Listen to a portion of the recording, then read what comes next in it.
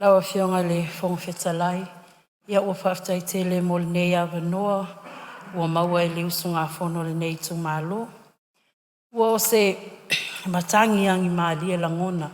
Ma whina ngalo le nei fo i aso whono. E mai se le whono usu mamalu a Samoa. E whaftai atu I lawa fionga le whongwhetalai. E mai se o whaiva alo filima. Halo toa.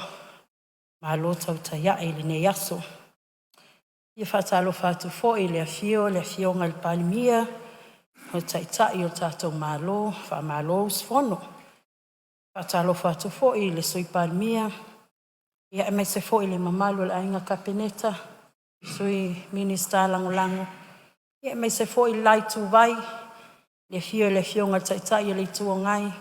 Sui taitai, ia, ma le lava loa o tātou whono usu mamalu le nei aso. Whaftai fo I le whono, le usu whono. Whamalo fo I whaftai ulo mtanga luenga. Mei se lava I lātou o lo tautuaina malo Samoa. Ia awa le pa ia ma le mamalu o Samoa mauna tangata. Ai le I whaia se whamatalanga o te pia toi pa ia tu whamate te e le fionga I le taitai o le tu ngai whaftai tele. E moni a oe. Ai walangona fo I se whai tete like titi vainga lia. Ai lawa fionga e whongwhetalai. Wa tula ia tula vai le ava mal whalualo e tau moli fo I se leo le nei usunga whono. Tu sai fo I male tatou tula whono e pe ona tatia e lumamia nei. E ol mea lea ia te au le ava mal whalualo te whapa ia tuai se o I tu malo. Ia tapu ai maia. Ai se I whai se sao. Awa le tatou tula whono wa lumamia nei. Lawa fionga le whongwhetalai. Ia tau tawala lava male ava mal whai tete. Mai fia momoli atu fo I le anganga o le whaftai tele mai le nei usunga whono. Ona le tātou tula whono o talanoina nei.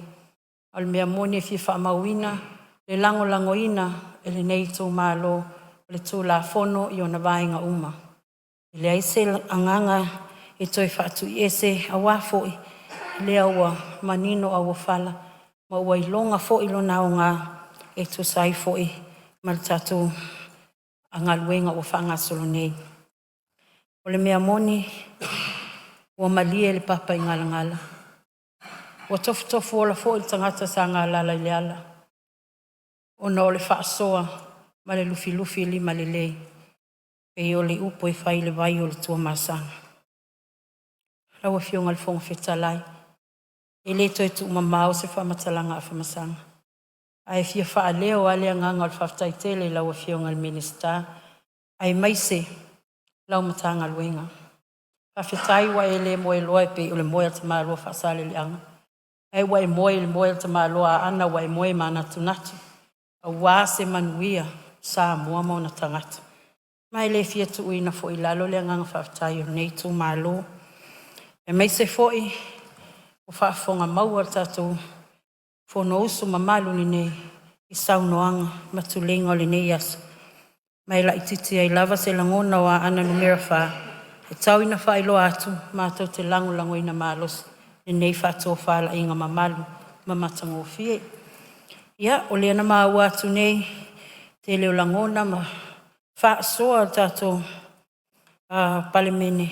Ia winga lava le pepele tausi. Ia talo whai. Awa o lea te fia whapa I atu. I le sui o whale ata numera tolu lai tausa ilia se avanoa.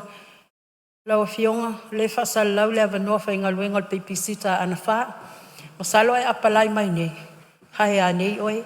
O ina e te lata ai malua wawa lata ma lata I le pepe laua fionga. Ia, whamnuia tele le atua I laua fionga I le whongwhetalai. Maua o manatu. Whamnuia tele I le whaingo fie fo I. Lo tau wawa mea ina o le wha moe mai se tau o le manga o nei fontanga.